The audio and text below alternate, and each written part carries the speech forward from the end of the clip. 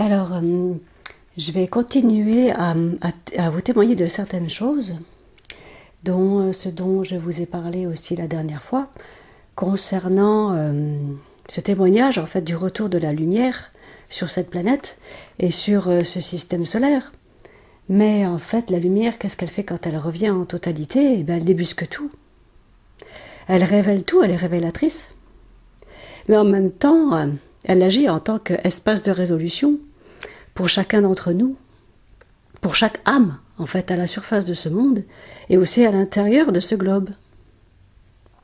Donc quand je vous parlais effectivement que j'avais eu cette vision petite, de cette sensation d'être pris dans une bulle, de jouer en fait une sorte de jouer dans une sorte de télé-réalité, ben c'est en fait c'est complètement ce qui se passe ici. Hein. Nous sommes dans une espèce de télé-réalité. Et cette vision-là, je parlais en fait que j'avais à peu près l'âge de 12 ans, mais en fait à 12 ans, c'était pas ça. À 12 ans, j'étais déjà un peu plus, comment dire, en avance sur mon âge. J'écrivais déjà des chansons pour des groupes, et dont une aussi qui s'intitulait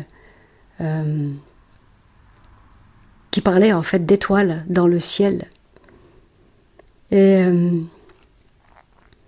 les paroles étaient les suivantes, plus ou moins, parce que c'est plus ou moins ce dont je me rappelle. Et je disais, wherever you go, you appear like a star bright in the sky. Without taking of your light, you go away in the dark. Oh, please, come back. Don't let me down. I want to discover you.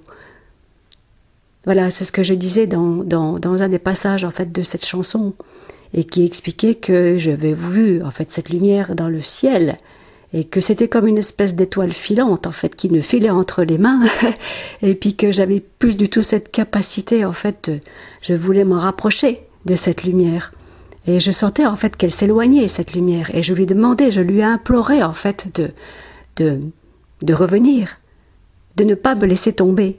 Voilà, c'était ça en fait. Hein. Donc c'est pour vous dire en fait la chute que nous avons tous vécue ici. Hein, c'est-à-dire que nous sommes effectivement ces pures lumières, et puis nous nous retrouvons ici dans cette densité en qui, hein, donc qui est lourde, et en même temps on se retrouve en fait en conscience hein, sur un monde fou, un monde de fous. Voilà. Donc cette vision que j'avais eue parallèlement de ce vaisseau, enfin de ces vaisseaux et de cette guerre donc dans l'espace, et puis notamment tout près de la planète Mars. C'était entre Mars et la Terre de toute façon forcément, puisque je me suis retrouvée là au milieu à bord d'un vaisseau, et dans ce vaisseau il y avait des plantes. Il y avait des plantes. Donc pour moi c'était clair que c'était soit j'échappais à la guerre, soit on m'emmenait à un endroit. Voilà, je peux pas, en fait, pour l'instant, j'ai pas d'informations sur ça, mais j'ai eu quelques bribes d'informations quand je suis retombée récemment sur certains passages d'un livre qui s'intitule Adam Genesis. C'est pour vous dire que la lumière, elle est partout. Quoi que nous voulions, quoi que nous faisions, elle est là, en fait, en permanence, et elle nous révèle, en fait, à chaque fois plein de choses immenses. Adam Genesis, donc de l'écrivain Anton Parks, donc j'avais déjà parlé en fait de ce frère terrestre qui a depuis longtemps apparemment eu ces visions, mais qui retranscrit avec d'extrême précision. C'est ça qui est hallucinant, c'est qu'il est extrêmement précis dans ses écrits et dans ses témoignages, parce que moi j'appelle ça littéralement des témoignages. Hein, quand vous avez affaire en fait à la technologie d'un cristal, le cristal, il faut savoir qu'il renferme des informations. Par exemple, quand je donne des stages, la plupart du temps nous travaillons avec les minéraux, mais ces minéraux agissent directement en fait avec notre système ADN, avec nos molécules. C'est instantané, et elle va délivrer, en fait ils vont tous délivrer une certaine information. Hein, et ils vont aussi ils vont aider à déployer certains potentiels. C'est complètement évident, et ça, c'est depuis toujours, en fait, cette science, en fait, elle est en nous. En tout cas, moi je la pratique depuis de très nombreuses années. C'est comme si à un certain niveau c'était inné. Mais voilà, j'ai appris aussi ici avec le temps, puisqu'en fait quand nous naissons, nous perdons la mémoire de qui nous sommes. Et donc au fil du temps, ça c'est revenu tout seul. Instinctivement, je prends un cristal et je sais ce qu'il me dit. Et pour certaines choses, ça fait longtemps aussi que je me soignais pour équilibrer certains corps subtils avec le biais du cristal. Donc ça a souvent été le cas dans ma vie, et ça l'est encore par moments. Quand je sens qu'il y a des choses qui viennent me peser, eh bien tout de suite je vais directement vers un cristal qui sera là pour apaiser et soulager à ce moment-là. Même si c'est, comme certains disaient, des béquilles. Bah oui, mais vous savez, sur Terre, hein, on a besoin de béquilles, hein, parce que ce monde est d'une lourdeur à un certain niveau tellement incommensurable que les béquilles peuvent être nécessaires. Voilà. Donc bien sûr que la lumière, hein, elle est éclairante à tous les niveaux. Bien sûr qu'elle est paix. Bien sûr que c'est la joie. Bien sûr que c'est la légèreté. C'est avant toute chose le cœur. Et ça, c'est l'essence même du cœur. Hein? C'est le propre de l'être de lumière, d'ailleurs. Voilà. Donc là, j'en profite pour vous lire quelques passages qui sont magnifiques, donc de cet extrait du tome donc de Adam Genesis, les chroniques du Jirku numéro 2. Parce que vous allez voir en fait que ce qui s'est passé ici sur Terre et qui s'achève, parce qu'en fait, ce que nous sommes tous ici sur Terre permet de vivre cela. Et nous vivons tous ensemble, tout le collectif humain vit cette fin de cycle. Et nous avons vu dans un précédent exposé que en fait nous vivons simultanément la fin de différents cycles, différents grands cycles cosmiques. Et ça, c'est une première effectivement pour l'histoire de l'humanité et pour l'histoire de ce système solaire. Puisque, comme je vous disais, le fait d'avoir vu étant petite aussi cette espèce de bulle, donc pour moi, il est très clair, et d'où je viens et d'où ma provenance, en fonction de mes origines peut-être stellaires et de mes origines aussi au niveau dimensionnel, comme nous tous, nous avons des origines différentes, chaque destinée est différente pour chacun d'entre nous, les expériences que nous vivons en incarnation et au niveau de l'âme sont totalement en fait intimes et différentes les unes des autres. Nous composons à nous tous ce qu'on appelle le tout. Mais il faut savoir qu'il y a des êtres qui sont très vieux ici, des âmes très anciennes aussi, des esprits aussi très vieux, et qui, je dirais, remontent à plus de 50 000 ans, et voire même plus de 500 000 ans, puisque là, ce frère Anton Parks nous parle en fait notamment de cette grande guerre, dernière grande guerre galactique qu'il y a eu à peu près il y a environ 500 000 ans.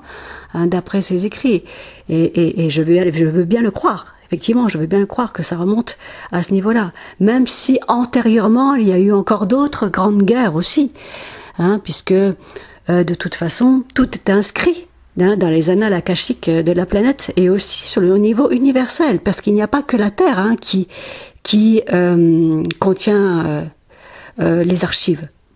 Il y a aussi d'autres systèmes stellaires qui contiennent les archives. Il y a des systèmes comme Sirius ou comme la Grande Ourse. Il y a des bibliothèques vivantes, comme on dit, et qui contiennent en fait tous les patrimoines génétiques. Non seulement de l'humanité, mais en même temps aussi des races en fait universelles et interstellaires, et voire même interdimensionnelles.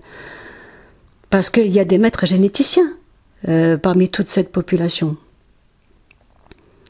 Et tout ça, en fait, nous faisons partie, en fait, de ces êtres-là. L'assemblage, en fait, du corps humain, en fait, est une alliance de différentes races. Comme je l'avais mentionné déjà dans le manuscrit de la guérison de l'humanité, une grande histoire d'amour. Mais une grande histoire d'amour, pourquoi? Pour la vie. Pour la vie. Parce qu'en tant qu'émissaire de vie, en tant qu'émissaire de la source et planificateur de vie, nous sommes la vie. Hein, donc, quand je disais que nous sommes responsables à chaque seconde de ce que nous pensons et de ce que nous émettons, mais c'est la stricte vérité. Nous manifestons à chaque instant notre réalité. À chaque instant. Donc, que vous soyez dans la paix ou la joie, ça ne change rien. Vous pouvez très bien aussi, à un moment donné, retourner en arrière, s'il y a besoin.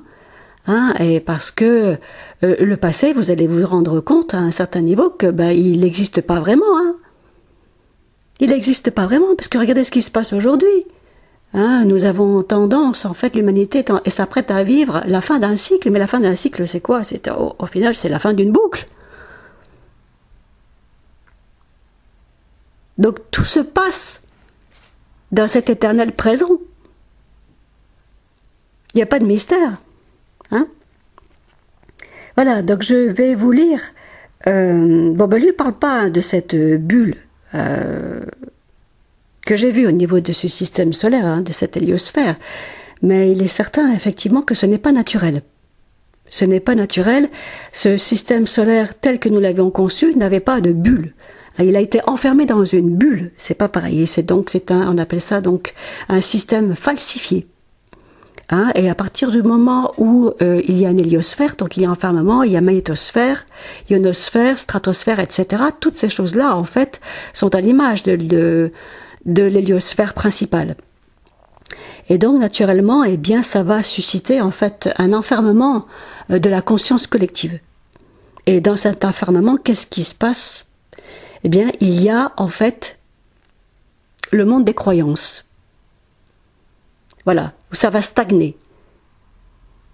Hein, il y a des pensées qui vont stagner, il y a des égrégores, du coup, qui vont devenir collectifs et qui vont stagner, etc. Et donc, en fait, tout le collectif, la conscience collective, les humains, en fait, vont, se nourrir de cela. Puisqu'en fait, elle n'a pas possibilité, à un moment donné, de voir au-delà de tout ça, puisqu'elle naît dans cette conception. Donc elle est par nature déjà piégée, hein, dès sa naissance. Donc tous ces cycles cosmiques ont permis et permettent maintenant effectivement le retour total à la lumière, parce qu'à force justement de les voir passer ces cycles, eh bien la fréquence de la planète a pu s'élever progressivement. Et ça, c'est dû aussi à l'alliance des races, au mélange, en fait, ADN des races de cet univers.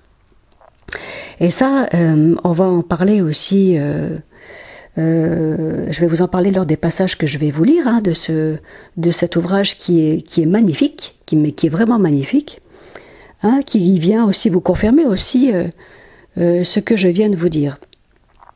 Donc il y a un peu des termes, on va dire, qui font partie de l'MSA, et ils appellent ça en fait le langage universel. Gina Aboul, ou Gina Aboul, peu importe comment ils prononcent ça, moi je prononce ça Gina Aboul, c'est comme ça. Donc on parle en fait de certaines races comme les Urma qui sont en fait qui font partie des milices célestes, hein, des êtres à tête de lion qui ont tendance à effectivement qui ont l'air féroces mais qui sont des émissaires de la source. Et en fait les anciens, les 24 anciens et les étoiles de Marie aussi et les archanges nous parlent aussi de cela. Mais ont tendance aussi à nous parler en fait des arcturiens qui ont cette apparence en fait de félidés à tête de lion. Voilà, donc Anton Parks nous parle en fait des Urma qui viennent dont leur demeure originelle serait Orion. Mais depuis le temps qu'ils œuvrent pour la source, vous imaginez bien aussi que depuis le temps, il y a eu des mutations, il y a eu des alliances, on va dire des mariages génétiques qui se sont faits. Voilà, Arcturus, c'est pas un système stellaire qui est né comme ça du jour au lendemain. Hein, il a aussi, c'est aussi très vieux. C'est encore plus grand même que le système stellaire de Sirius, que Sirius A. Arcturus est un gigantesque soleil. Donc ils sont pas d'aujourd'hui aussi ces êtres, hein, ces félidés. Voilà, donc je dirais que cet univers regorge en fait de vie. Il est peut-être extrêmement dense, mais elle regorge de vie. Et vous allez voir que, effectivement, depuis la nuit des temps, il y a des guerres, et encore sur Terre, des guerres, en fait, de ces tribus. Parce que parmi eux, il y a, en fait, confrontation entre les émissaires de la source et des êtres qui sont malveillants. Des êtres, en fait, qui sont, en fait, pris dans des tourments constants. Et parce qu'ils sont tourmentés, et parce ils vivent avec des peurs, eh bien, naturellement, ils voient le monde avec la peur. Ils voient la création avec la peur. Et donc, qu'est-ce qui se passe quand on voit la création avec la peur? Eh bien, forcément, on va croire en l'ennemi. Et donc, forcément, on va combattre. Vous voyez, donc tout ça est un cercle vicieux. Et puis, eh ben, manque de peau pour celui qui a été, en fait, nommé Enki, ce frère. Et ce frère que j'adore, parce que quelque part, moi, je le reconnais pleinement, et je l'ai reconnu tout de suite, en vérité, hein. Mais voilà, c'est qu'il s'est retrouvé, en fait, le cul entre deux chaises. Parce que c'est un fils de l'eau. C'est un Kiristi, comme nous autres. C'est un Kiristi. Et il s'est retrouvé face, en fait, à son géniteur, à un de ses géniteurs d'origine, entre guillemets, qui était donc un Usumgal, donc sous le nom de An, le fameux Anu, le fameux Yadel Bayot, en fait, de la Bible, et puis de certaines religions, peu importe, parce que il y en a plein sur cette terre qui l'admirent, il y en a plein qui le servent, mais en fait, en vérité, ils savent pas qui ils servent. Parce que eux aussi, ces pauvres êtres, ces pauvres frères aussi, ils sont tourmentés. Faut pas croire, Ben sinon, un être libre, il peut pas servir qui que ce soit, il est lui-même la vie. Donc, comme je dis, il n'y a pas de jugement par rapport à ça, mais il y a juste un constat. Il y a un constat, il y a ceux qui vivent, qui sont libres, qui sont dans cette joie, dans ce cœur, dans cette bienveillance, et d'autres, qui exercent le pouvoir sur les autres. Donc, encore une fois, c'est même pas une notion de bien et de mal. Je dirais que c'est plus une notion d'attraction et de répulsion. Voilà. Et dans l'univers, c'est comme ça. Et dans les autres dimensions, ça semble être aussi comme ça. Donc, tout dépend de votre point de vue, tout simplement. Donc, il y a rien à renier, il y a juste à voir tout ça. Voilà. Donc, je vais vous lire donc un extrait, plusieurs extraits, pour vous montrer aussi un peu comment ça se passe, parce que là, on parle effectivement du retour du système de Hercolubus, qui semblerait être apparemment cette naine brune. Ils appellent ça la planète de la croix, les anciens. Mais elle fait référence en fait à Mulge, voire Marduk. Or, cette planète aurait été détruite depuis la Terre par la caste d'Anu, par les acolytes de Anu. Il y a un peu plus de 10 000 ans, et c'est ce qui aurait en fait créé la chute de l'Atlantide. Voilà, en fait, en tout cas, d'après ces écrits. Donc, j'avais récemment demandé à Oma, de façon officielle, à ce que en fait cette question soit officialisée et qu'il puisse répondre de manière officielle dans l'une de ses dernières interventions au niveau du collectif de l'Ain. Et en fait, cette question n'a même pas été abordée. Donc je pense que certainement que les personnes qui gèrent cela n'avaient certainement pas eu le temps de pouvoir lui poser la question. Mais j'avais posé cette question suivante, à savoir s'il s'agissait, si Hercolubus était réellement en fait cette planète que nous appelions Mulge. Et puisque elle-même en fait était entourée de satellites, donc dont Nibiru. Mulge Tab qui semblerait être Nibiru. Donc pas eu de réponse, j'ai pas eu de réponse, et je posais donc la question aussi de savoir si effectivement, si c'est elle qui revenait tous les 3600 ans, donc accompagnée de ce satellite, si elle avait été effectivement, depuis le temps, reconstruite par les Kadistou, par les planificateurs de vie. Parce qu'il y a aussi cette possibilité.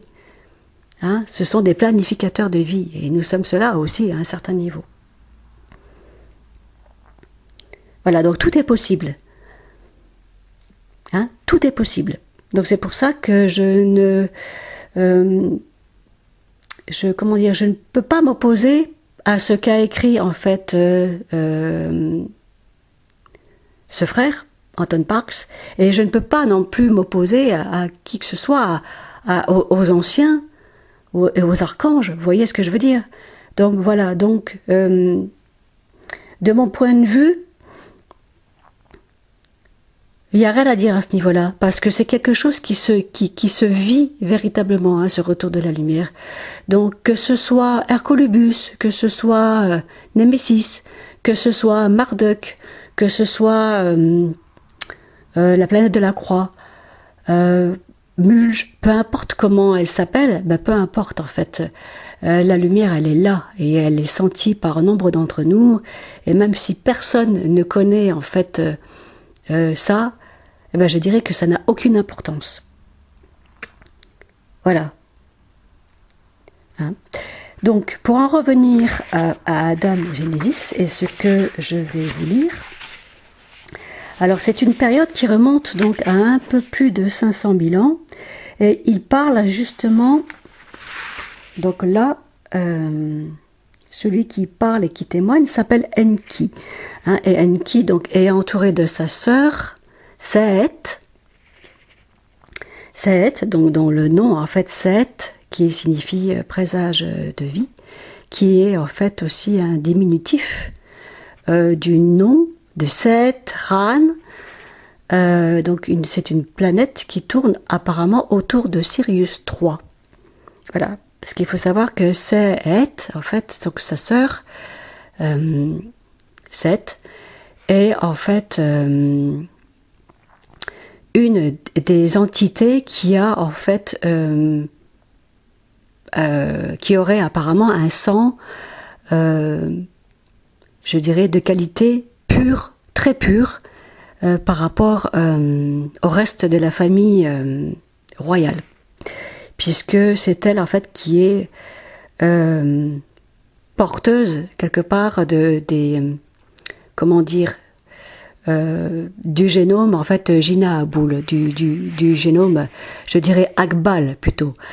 C'est le côté le plus pur en fait de ce qui se rapproche le plus de la source. Voilà, d'après les écrits. Mais aujourd'hui, de mon point de vue, je pars du principe que cette pureté, elle n'est pas que dans un être, elle l'est en fait dans chacun. Hein, c'est ça aussi que j'aspire aussi à vous dire. Hein. Il n'y a pas de préférence. Hein. Vous regardez chez les Gina Aboul, qui sont aussi, il y a des croisements génétiques entre les Abgal, les Akbal et puis les reptiliens de pure souche, par exemple, ou les Kingu, les royaux, etc. Donc, il y a la pureté est en chacun. Je veux dire par là que la source, elle est amour. Hein, elle est par définition pureté. Donc voilà, ça on le retrouve en chacun. Maintenant, cette notion de pureté, c'est le travail de chacun d'entre nous de vivre cela, tout simplement. Alors, donc je vous demande une petite seconde, je vais essayer de retrouver la page dans laquelle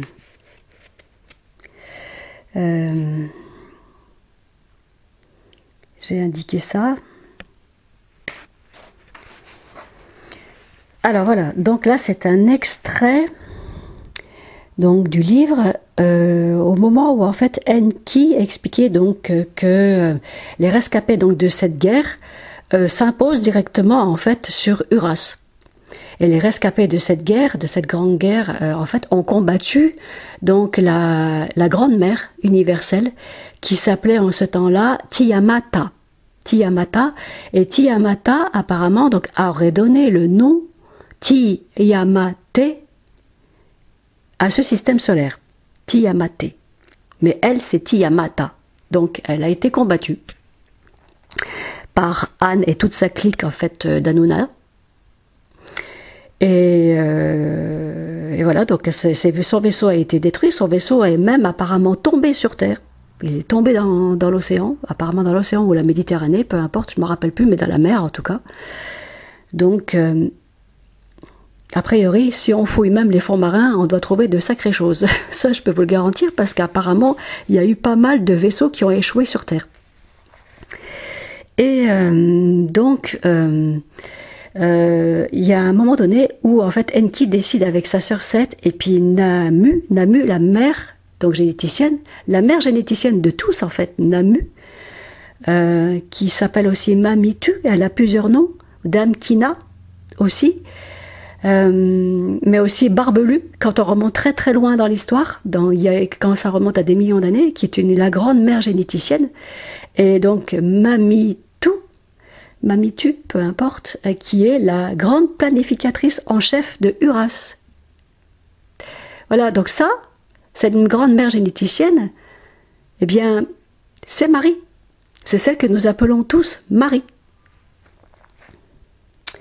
Alors, donc c'est un extrait.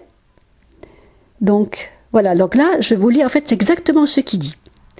Mam, donc c'est l'abréviation de Mamitu, hein, Mam, Seth et moi allions nous poster sur Aria, le gigantesque continent boréal quasi dépeuplé où les Ama-Argi ont établi quelques stations scientifiques.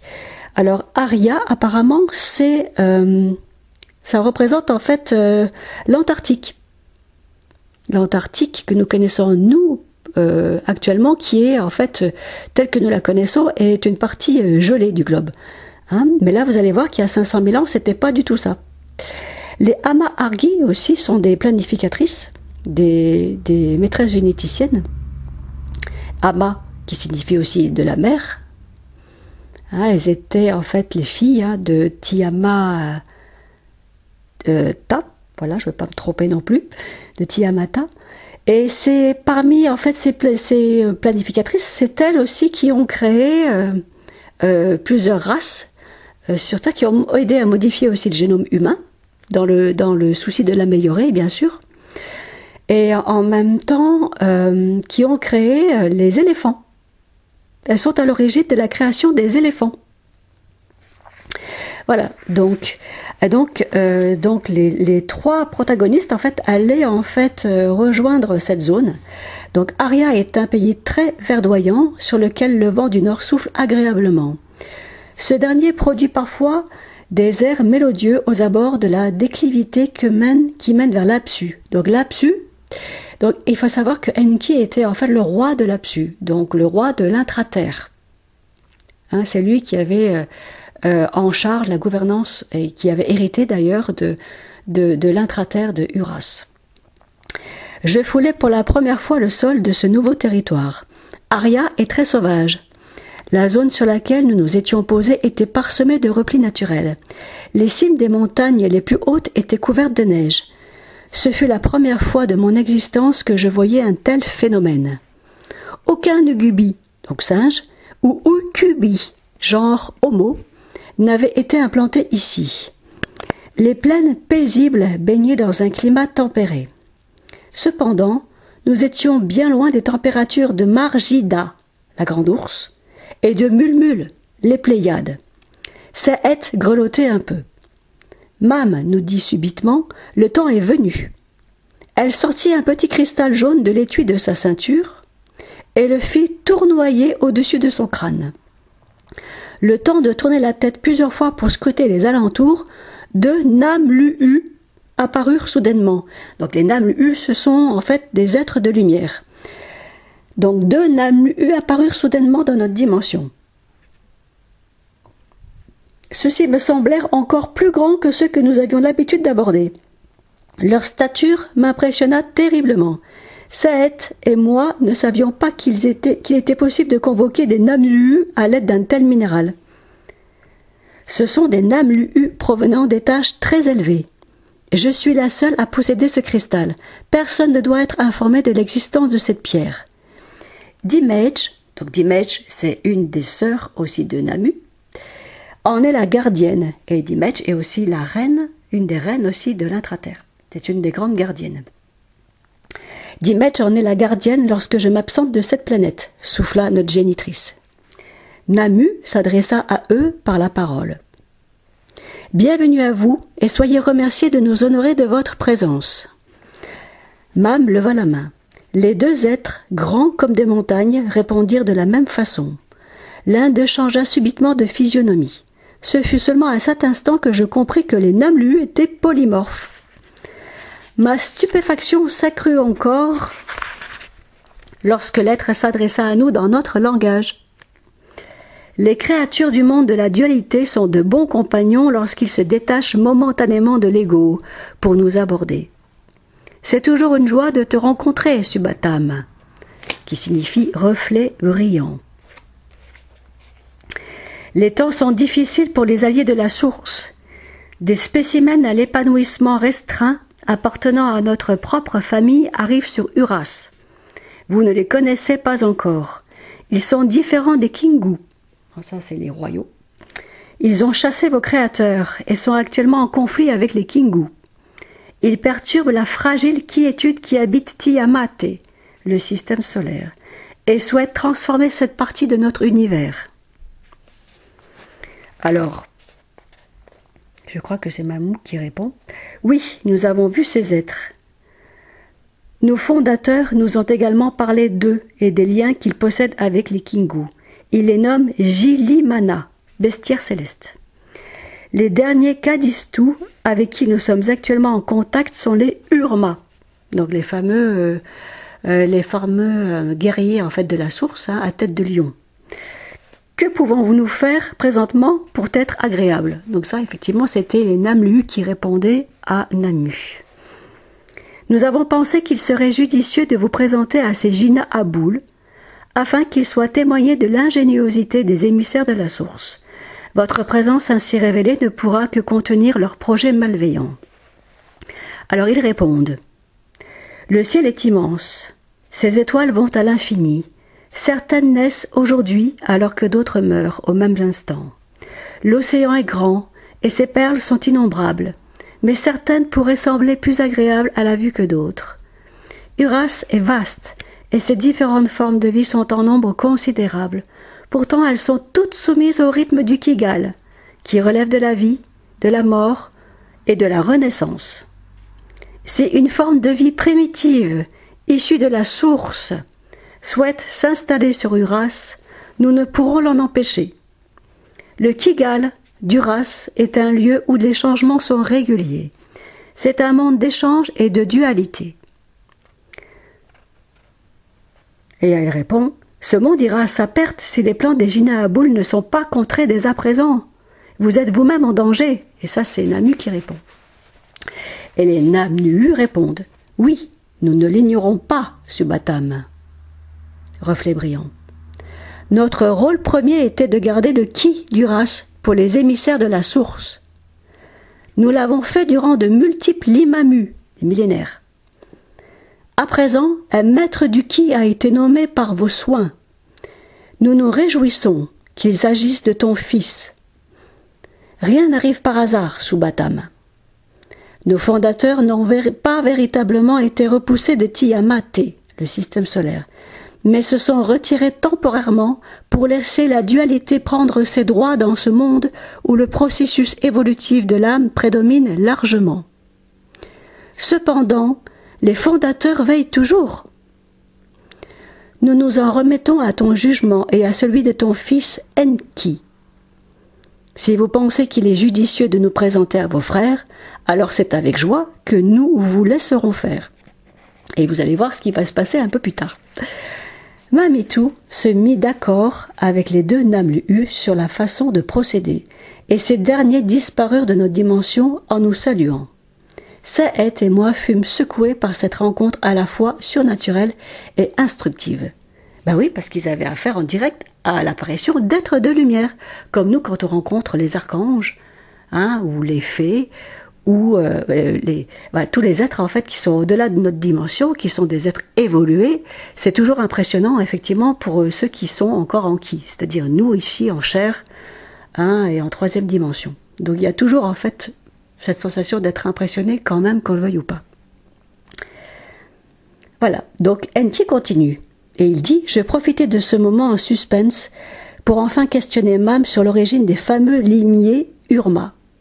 Mam enchaîna sans hésiter. Et voilà ce qu'elle dit exactement. Les Urma sont des guerriers redoutables. Ils forment la milice principale des Kadistou. Les Kadistou, ce sont les planificateurs de vie, les émisseurs de la source.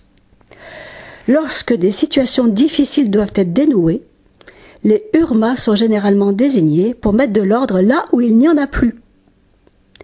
Nous les considérons comme l'armée du ciel, parfois comme les soldats de la dernière chance. Ils peuvent être assez féroces. Ils n'abandonnent le combat que si le Haut Conseil Kadistou le leur demande. Leur demeure originale se trouve en Zipasiana, Orion. Comme je te l'ai déjà dit, plusieurs colonies Jina-Aboul dirigées par 3 RS, reines, rescapées de la Grande Guerre, se sont installées auprès des Urma. Il s'agit d'un cas exceptionnel, car les Urma sont assez indépendants. Toutefois, ce rapprochement a porté ses fruits à travers la création d'une race hybride, qui est, paraît-il, remarquable. Parallèlement, les Urma ont fait la même chose ici avec les royaux Babars, ce qui a donné les Imdugud. Lorsqu'ils le peuvent, les Kadistou, qui évoluent sans trop de difficultés dans la fréquence du Ki, dans les Kadistou, ce sont les émissaires de la vie, les planificateurs, s'attachent à se mélanger avec des espèces en difficulté pour relever leur niveau fréquentiel. Et voilà, c'est ce que je vous disais tout à l'heure. L'alliance que nous faisons avec les uns et les autres, le mélange génétique que nous avons avec les uns et les autres, ce n'est que pour cela. Remonter, rehausser le taux vibratoire d'Uras, d'Urantia, de Gaïa, peu importe comment on l'appelle. C'est complètement évident. Le geste des Urma, elle continue, le geste des Urma fut de rééquilibrer la conscience Jina-Aboul en se mélangeant avec elle. Ici, la présence d'un petit groupe Urma au sein des Kadistou en charge de la planification d'Uras a permis d'instaurer un climat de sécurité minimal. C'est pour vous dire à quel point c'est pas évident. Elle continue. Chaque planificateur a ainsi pu apporter sa pierre à l'édifice de ce parc naturel. Les Sukals furent responsables de l'insertion des vertébrés ovipares. Les Nims, à tête de U, insectes, sont les concepteurs des divers anthropodes que l'on trouve ici. Les Abgals de Gaxissa, Sirius, se sont occupés d'une grande partie de la faune marine et surtout du balisage des Simkusu, baleines, et des Kikku, dauphins, dont le rôle principal était de rééquilibrer le taux vibratoire du Ki, qui était extrêmement bas à une époque où les Kingu avaient surchargé Uras de gigantesques Usmus, les reptiles sauvages. Et là, vous allez voir ce qui s'est passé à ce sujet-là, avec cette histoire de dinosaures. Il y a quelques centaines de milliers d'années au final. Ça remonte peut-être pas à des millions d'années, mais c'est un peu plus jeune que ça, a priori. Ce sont les Urma qui eurent la déchirante mission de nettoyer la planète, en dirigeant sur elle un projectile destructeur. Grâce à cette intervention, et par la suite, l'introduction des Simkusu, baleines, et des Kikku, les dauphins, la fréquence du Ki a pu s'accroître considérablement, lui accordant un taux vibratoire tout à fait particulier. Depuis, certains Jina-Aboul, comme les Kingu rouges, ont du mal à séjourner au-delà de 5 UD, les jours. UD, il appelle ça. Complet dans le Ki d'Uras. Les Babars et les Imdugud semblent par contre bien tolérer cette fréquence. Les Babars, c'est les albinos, ils sont un peu clairs. Les Kadistou sont nombreux à avoir apporté leur savoir non seulement dans la confection des Namlu'u, donc au niveau des êtres de lumière, mais aussi de celle des différentes variétés d'Adam, les animaux. Tu n'as pas encore vu un Urma de tes yeux. Comme leur nom l'indique, leur visage ressemble à celui d'un pirig, le lion. Leur aspect félin n'est pas sans rapport avec les félidés qu'ils ont introduits ici. Donc c'est eux qui ont introduit effectivement la race des félidés que nous connaissons, les lions, les panthères, etc. La fréquence intimité entre les Urma et Tiamat, le système solaire, ne date pas d'aujourd'hui. Il n'est pas étonnant de les voir rôder encore dans les parages, alors que la retraite progressive des émissaires de la source semble inéluctable. Ceci nous montre que nous devons rester confiants. Les Kadistou ont toujours un œil sur ce monde.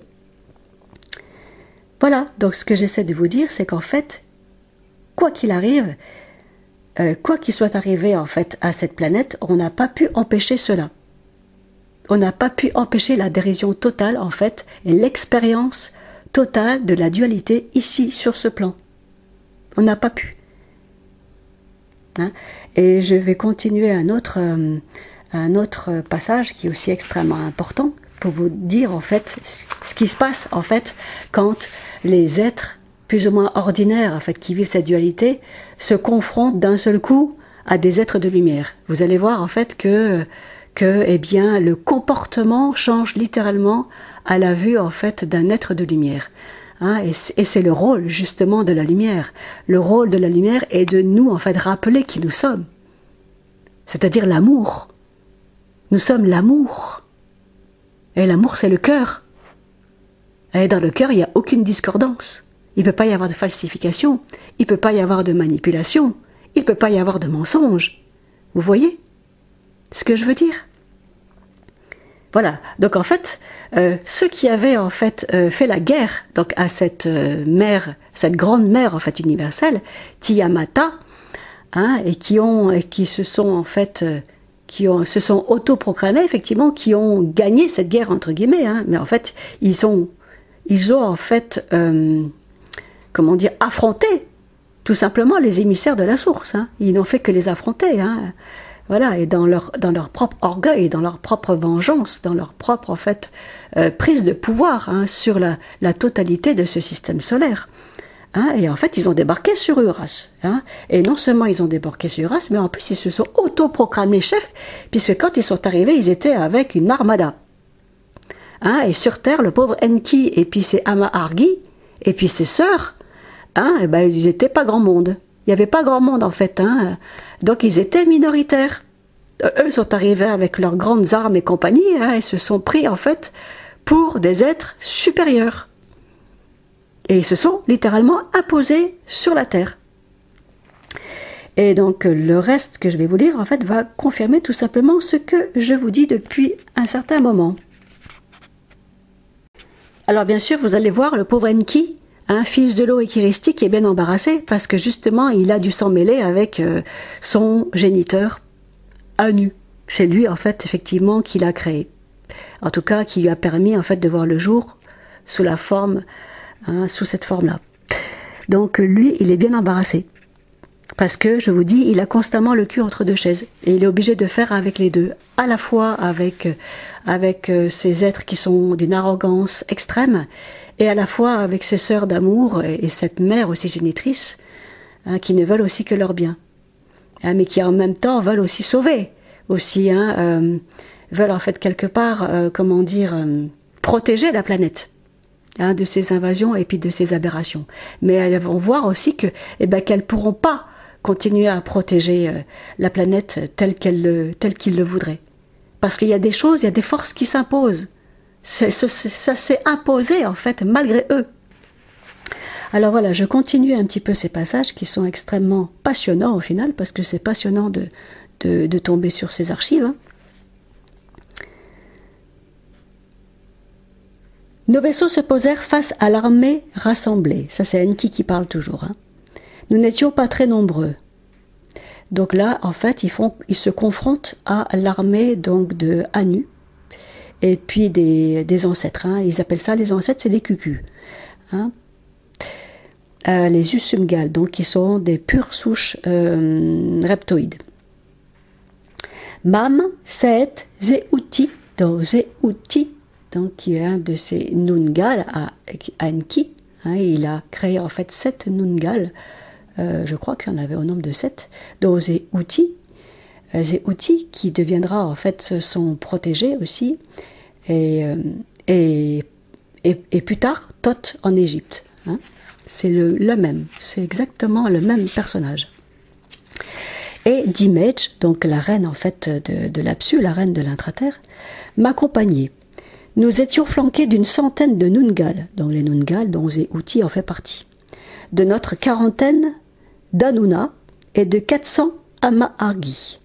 La stupeur parcourut les rangs de mes cucus, les ancêtres, lorsque les troupes découvrirent la physionomie des Nungal, dans les fameuses créatures de Enki. La blancheur de leur peau provoqua un trouble sans précédent. Une voix s'éleva de l'amas militaire. « Il reste des Kingu ici, tuons-les !» Et ça, c'était certainement un cri de Enlil ou de Anu, hein, ou des armées, puisqu'ils venaient de combattre justement les Kingu, hein, mais certains Kingu étaient aussi, en fait, travaillaient aussi pour le compte des émissaires de la source. Donc ça insupportait littéralement à Anu, hein, puisque Anu voulait en fait le contrôle de la totalité, en vérité, de ce système solaire. Hein. Donc Namu, donc la mère, la grande mère génitrice, hein, la grande planificatrice en chef de Uras, Marie, s'interposa violemment et s'écria à haute voix. « Votre présence sur Uras est un outrage qui ne peut être toléré. Vous n'êtes pas les bienvenus. Nous n'avons pas à justifier nos attaches à des espèces spécifiques en ce lieu d'échange. » Mes cucus ancêtres sortirent de la masse. Ils étaient tous présents. La Amu, Lamu, Ansar, Kissar et Anne. Ninma et Enlil suivaient le cortège. Donc Ninma, qui est aussi une sœur de Namu, qui elle aussi, hein, en vérité, a le cul entre deux chaises, parce qu'elle est la fille de Tiamata, la grande-mère universelle. Hein, la grande-mère universelle a trois filles, Namu, Ninma et Dimage. Donc trois grandes reines à un certain niveau, trois grandes gardiennes, hein, de la connaissance et de beaucoup de choses aussi. Hein. Ninma et Enlil, donc la progéniture aussi de Enki, hein, son frère, qu'il avait nommé son frère à un certain niveau, hein, mais qui sortait de la... C'était Enki qui avait mis, en fait, qui avait créé Enlil. Hein. Donc Nima, son épouse, et Enlil suivaient le cortège. Je fus surpris de constater qu'Enlil n'avait pas subi la même transformation que les Nungal, parce qu'a priori, il y a ce qu'on appelle une mutation. Au niveau aussi du génome, et une espèce de...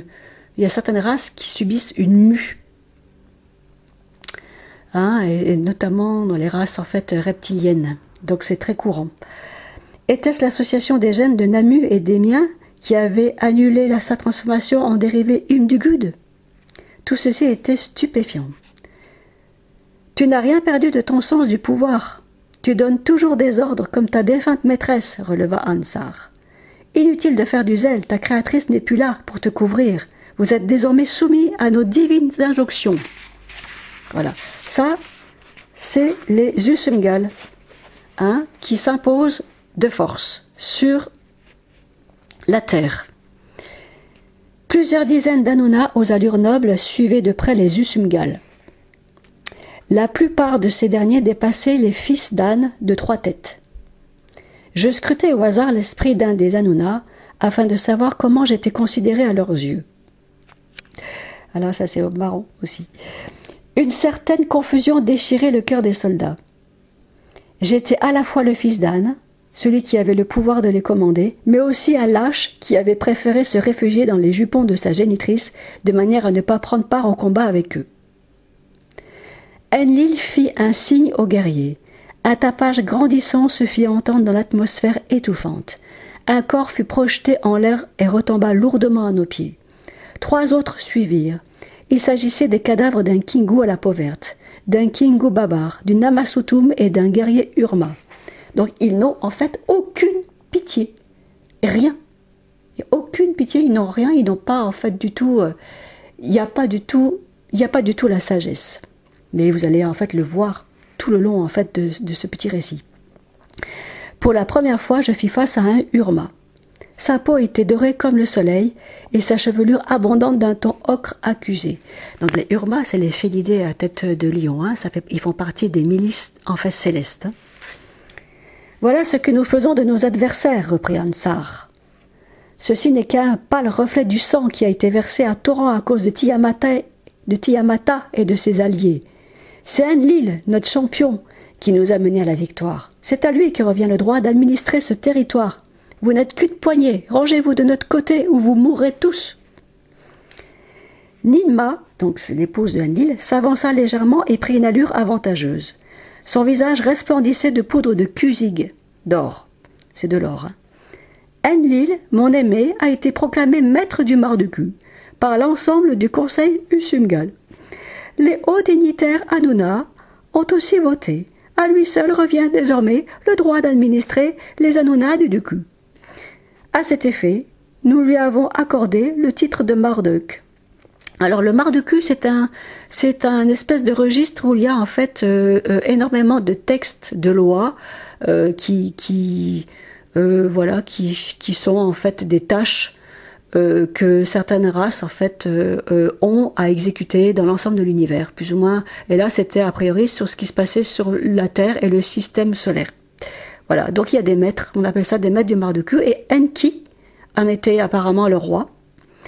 Et donc voilà que manque de peau, son frère et puis sa clique et toutes ses acolytes en fait s'imposent de force sur Terre, et du coup ils doivent tous se partager le Marduk. Donc c'est un petit peu la galère pour tout le monde, parce que tout ce que Enki, les Amargis, les planificateurs avaient écrit dans les textes de loi, il s'avère que comme on a affaire à des manipulateurs en face, tout se retourne en fait contre les émissaires de la source. Tout ce qui est écrit se retourne contre eux systématiquement. Et vous allez voir, c'est extrêmement subtil et extrêmement vicieux.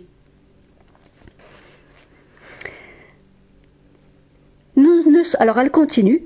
Nous ne souhaitons pas d'autre effusion de sang. Votre destin est entre vos mains, nous dit-elle. Donc elle a aussi, elle aussi, le cul entre deux chaises. Parce qu'elle adore Enki, elle adore sa sœur, elle adore ses sœurs, mais elle a en fait des positions stratégique, Ninma. Voilà, parce qu'elle est à la fois très proche d'Anu, mais elle est aussi la maîtresse, voire l'épouse de Enlil. Un instant, l'incertitude fit son apparition dans nos rangs. Et ça, c'est toujours Enki qui parle, qui témoigne. Après avoir questionné Mam du regard, Dimej s'avança en disant, donc Dimej, c'est la reine de l'Apsu de la terre. En tant que souveraine des Amasutum d'Uras, je ne m'oppose pas à la venue de Jina Aboul sur cette planète. Mais qu'en pensent les premiers concernés? Anne, donc Anu, se mit à sourire. Si des êtres plus évolués que ces ridicules gubis, les singes, existent sur cette planète, qu'ils se montrent ou qu'ils tressaillent à jamais devant notre puissance. Donc vous voyez en fait l'arrogance de cet être. La reine des Amahargi, donc Dimej, leva les bras vers le ciel. Je vis qu'elle avait en main le cristal de Namu. À cet instant, une cinquantaine de Namlu intégra le ki. Les Namlu, on l'a vu, ce sont des êtres de lumière. Apparaissant au beau milieu des rangs Anuna, bousculant les soldats sans ménagement et en toute quiétude. Un moment de froide panique envahit les colonnes Anuna qui s'écartèrent systématiquement des êtres hauts comme des montagnes. Mon dévoué Nungal, Zéouti, donc Thoth, le futur Thoth, en tout cas, s'avança vers les troupes qui avaient reculé en toute hâte et rejoignit les Namlu regroupés. Il se dirigea vers Enlil, qui n'avait pratiquement pas bougé, et lui dit « En tant que premier Nungal et membre Kadistu à part entière, je me permets de t'assigner la sainte présence des responsables de ce lieu. Ce sont des êtres surprenants qui conjuguent toutes les qualités des émissaires de la source. Toi qui souhaites te faire passer pour le Satam, administrateur territorial d'Uras, tu dois avoir l'accord des Namlu au nom de la source, dont nous sommes tous issus, et au nom de ton créateur, Sam Enki, maître de ce lieu. À ces mots, Zéouti, donc le futur Thoth, se prosterna devant le groupe de Namlu. La totalité de notre groupe fit de même. L'ensemble des Anuna fut subjugué par notre geste et par la vision de ces êtres semi-éthériques dont la stature s'élevait très haut au-dessus de leur tête. Leur réaction me rappela celle qu'avaient eue les Anuna en double polarité qui s'étaient posés en même temps que nous sur Uras. Les Usumgal n'émirent aucune parole tant qu'il n'y avait rien à dire. Anne était fébrile, Anu, donc il n'était pas bien. Enlil le scruta du coin de l'œil. Constatant que la situation lui échappait, il intervint en ricanant nerveusement. « Jamais, jamais je ne m'agenouillerai devant ces créatures avec lesquelles je n'ai aucune parenté. Ni même devant ton créateur, Sam, Nudigmud Enki, à qui tu dois la vie comme tous tes frères d'Ungal, ici présents, lui demanda Zéouti. Et Enlil répond. Je n'ai aucune origine commune avec toi et tes frères, Nungal, répondit Enlil. Me suis-je modifié comme vous tous? Ai-je la peau blanche comme celle de ces traîtres, Kingu Babar? Je ne reconnais qu'une seule autorité, celle de mes pères avec qui je me suis battu dans le ciel. Celui que tu nommes Enki est pour moi Nudimud.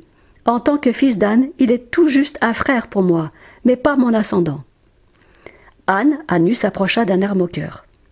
Enlil, mon enfant, remercions Nudimud, donc Enki, qui a conquis ce lieu pour nous.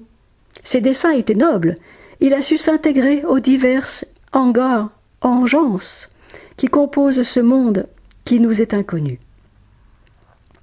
Les informations qu'il a dû compiler et les connaissances de sa compagne Namu nous seront d'un grand appui. Mamitu Namu, dont tout le monde sait à présent qu'elle est aussi la génitrice de mon fils, possède elle aussi une vision appréciable du race. Cependant, ce lieu était sous l'influence dissimulée des Kingu, dont nous nous sommes rendus maîtres, et ceci malgré la bonne garde de Namu. De son côté, Sam a su leur résister, et son acte illumine nos esprits. Aucun Kingu ne semble s'être établi ici. Rendons-lui grâce, comme l'ont fait les siens en le dénommant nous aussi Enki. Voilà un nom qui sonne juste à nos oreilles, le seigneur du Ki, et notre tuteur qui garantira le développement de la colonie qui s'établira sur cette planète.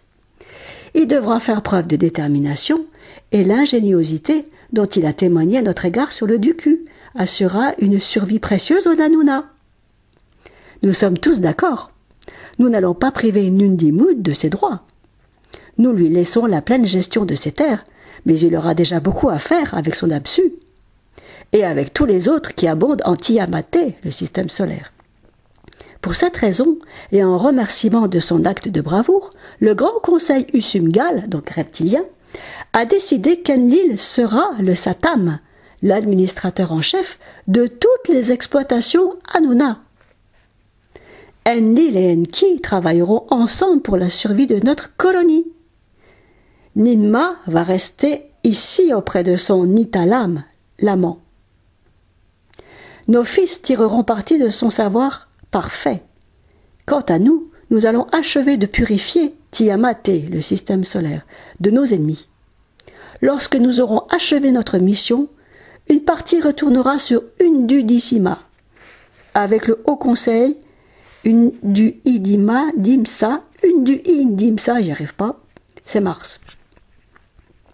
Avec le Haut Conseil, et une autre rejoindra la colonie d'Enlil ici. Donc Enki continue en fait de témoigner, et il dit « Je restais étourdi par l'annonce de mon créateur et la réaction de mon Alini, le clone. » Donc en parlant de son Nungal, Zéouti. Malheureusement, je n'ai jamais possédé ce sens de la répartie, voire l'insolence qui émane parfois de mes cucus, les ancêtres d'Enlil. Sehet n'en resta pas là. Avant même que je ne reprenne mes esprits, elle réenchérit immédiatement. En voilà une drôle de manière de manifester votre reconnaissance à votre descendant le plus proche. Le conseil Usumgal aurait-il perdu la raison? Je connais bien Enlil et j'ai déjà donné mon sentiment à son sujet lors du dernier conseil sur le Duku. Il n'est pas digne de confiance. Ansar avait manifesté son désaccord avec moi en entreprenant de m'éliminer devant l'ensemble de l'Assemblée. Mes sentiments n'ont pas changé pour autant. Je ne souscris en aucun cas à cette décision totalitaire. Et là, il y a dans l'Assemblée d'Anu un être qui lui répond. « Oui, je te reconnais, tu es Seth, la Santana en chef des plantations de la ville d'Adal sur le Duku. » lui répondit mon créateur, « celle qui manie la fourche avec adresse. Heureux de te voir saine et sauve. C'est ton droit de ne pas accepter la décision du Haut Conseil. Cependant, nous ne pouvons tolérer un tel écart de jugement. Le Haut Conseil ne souhaite pas prendre le risque de voir l'anarchie gagner son rang. Ainsi donc, je sollicite auprès des 7 membres du Conseil, dont je fais partie, le fait de bien vouloir voter sur le champ l'exil de la dénommée Sehet vers Mulj, l'astre noir, la planète des rebelles. Anne se retourna vers l'assemblée en levant le bras et compta les voix des autres membres. Alors, Mulj, comme je le rappelle, Mulj, l'astre noir, la planète des rebelles, ça c'était de son point de vue. Mais il s'agit de la planète des Kadistou, des planificateurs de vie. Mulj Hercolubus, hein. Donc vous voyez qu'en fonction des points de vue, il n'y a pas du tout la même définition. Anne se retourna vers l'assemblée en levant le bras et compta les voix des autres membres. Tous levèrent la main un à un. Laamu, Lamu, Ansar, Kissar et Ninma, cette dernière ayant pris la place de Tiamata au sein du conseil Usulgal. Donc Ninma, donc sa fille, la fille de celle qui est de la grande mère universelle qui a été en fait tuée, hein, c'est Ninma qui prend le relais. Anne se tourna vers moi. Il nous manque la voix du successeur d'Absu Abba. Et le successeur d'Absu Abba, c'est Enki. Me demanda mon créateur. Mais je pense que tu t'opposeras au fait de voter comme nous. Peu importe, 6 voix contre 1, les comptes sont faits. Anne fit signe à ses soldats d'empoigner ma sœur. Mamitou essaya de s'interposer, mais mon créateur fit un geste qui la stoppa net. J'ai réussi enfin à intervenir, ma voix dérailla d'une façon inattendue. Vous ne pouvez pas exiler ma sœur sur Mulj, l'astre noir. Elle se trouverait en grand danger. Mulj et son satellite font partie de vos cibles militaires. Voilà, donc ça c'est un des extraits que je voulais vous lire et qui a son extrême importance. Rendez-vous compte, donc il y a plus de 500 000 ans. Mulj et son satellite font partie de vos cibles militaires. Hein? Ça veut dire en fait que les Anuna, Anu, avaient bien l'intention en fait de détruire cet astre.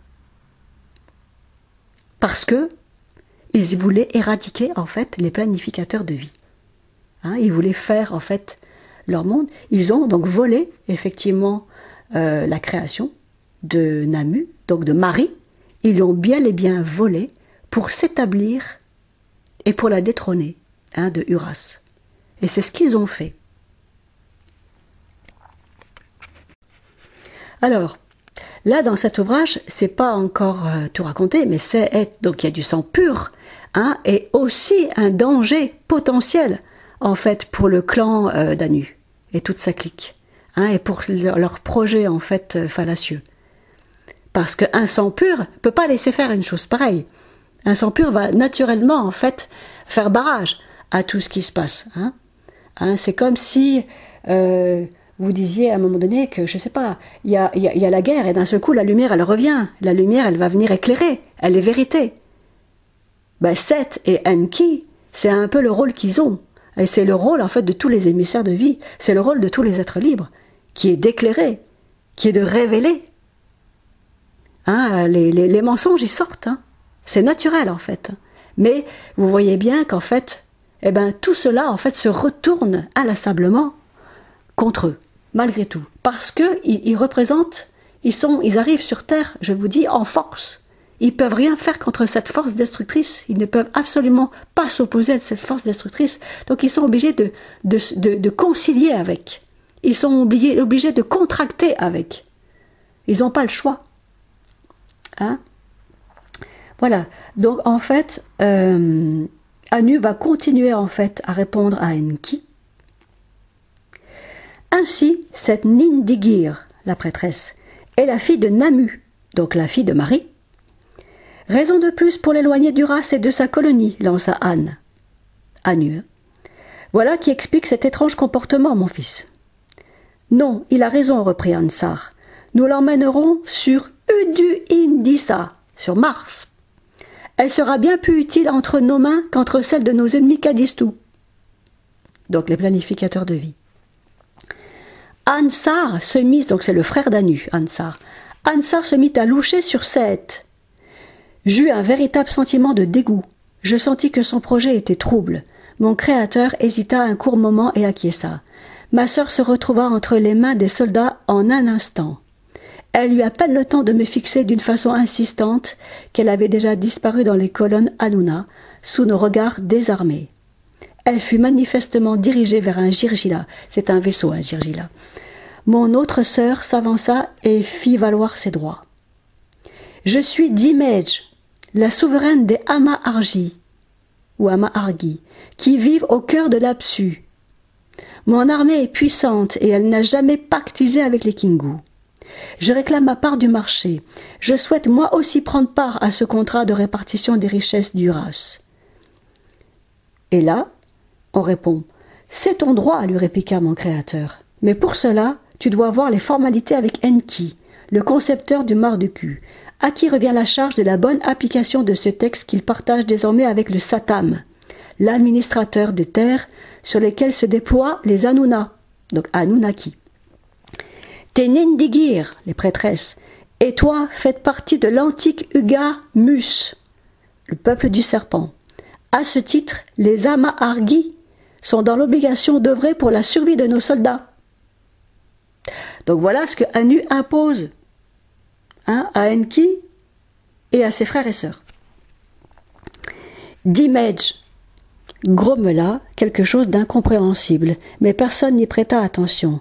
Nima se faufila rapidement auprès de mon créateur et lui chuchota quelques mots. Anne releva la tête et dévisagea les Namlu qui étaient restés passifs face à toute cette agitation. Donc les Namlu étaient là en présence et ont assisté en fait à tout ce qui se passait, aux altercations. Ces êtres de lumière, hein, et donc ils n'ont pas bougé d'un iota.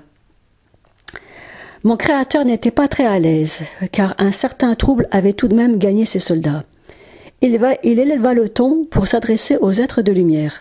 « Je déplore le spectacle auquel vous avez assisté. Il paraît que vous êtes pacifique. Nous n'avons aucun grief à votre égard. Laissez-nous travailler en qui, et il ne vous sera fait aucun tort. » Les Namlu avaient pris une teinte rougeâtre, qui reflétait l'ambiance générale du lieu. Tu m'étonnes.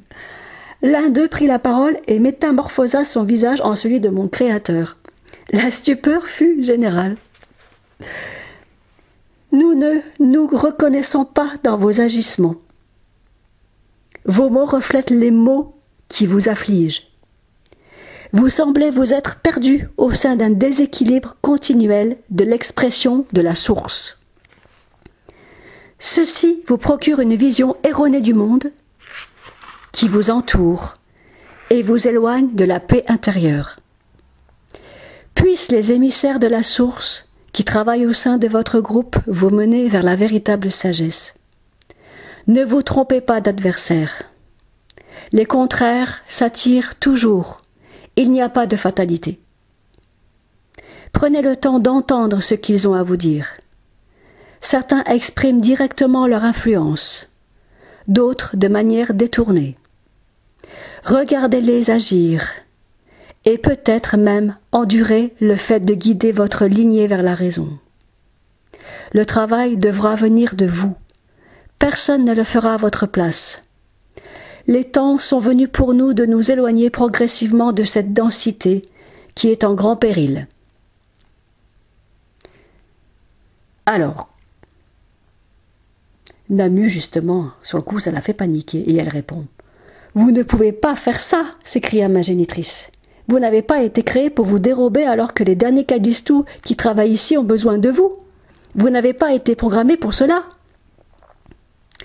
Et l'être de lumière répond « L'émotion te gagne, Subatam, brillante gardienne.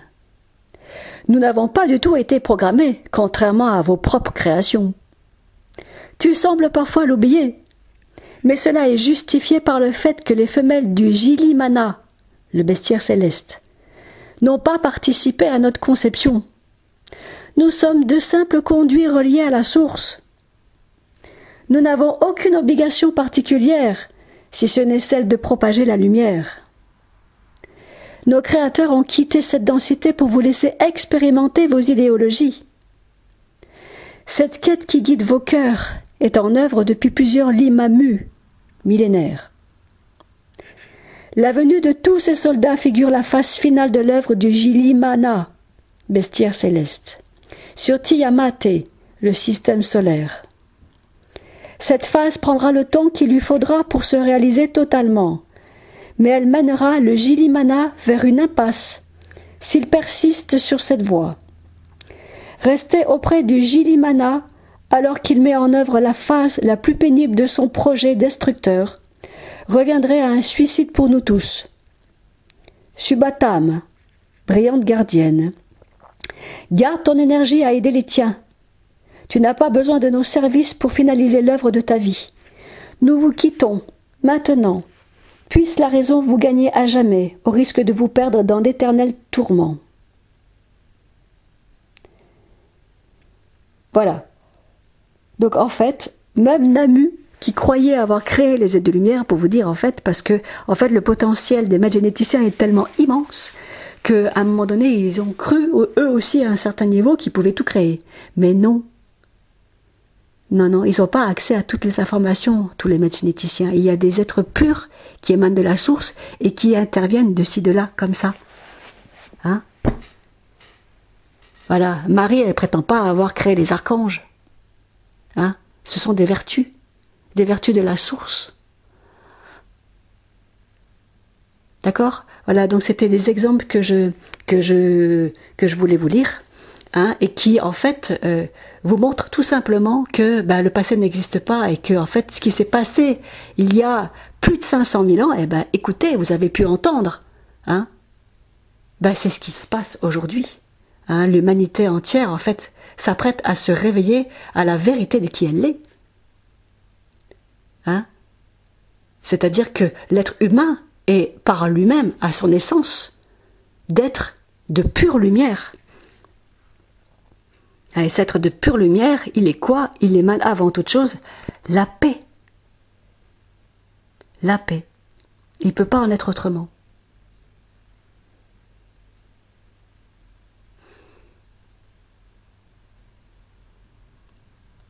Voilà. Voilà ce que j'avais à vous dire pour aujourd'hui. Hein, et je salue au passage donc ce frère, Anton Parks, et Nora aussi, hein, qui a fait aussi un grand travail en tant que sa collaboratrice, et puis aussi son épouse aussi sur Uras, hein, et que j'invite aussi à venir aussi se ressourcer en Bretagne, hein, comme ça a déjà été aussi dit, puisque c'est toujours aussi une joie de rencontrer aussi des frères et des sœurs aussi en conscience. Hein? Voilà. Bon, je vous dis à très bientôt, hein, dans le chant, peut-être prochainement, hein, puisque aussi j'ai la chance aussi de rencontrer aussi des frères et des sœurs qui adorent chanter et puis qui sont aussi musiciens. Et là, prochainement, je pense que nous ferons une intervention, peut-être à plusieurs, pour célébrer la vie, hein, célébrer la vie chaque instant. Hein? Même si vous ne chantez pas, c'est pas grave. Le cœur en lui-même est déjà un chant. Voilà. Je vous embrasse et puis vous dis à toujours.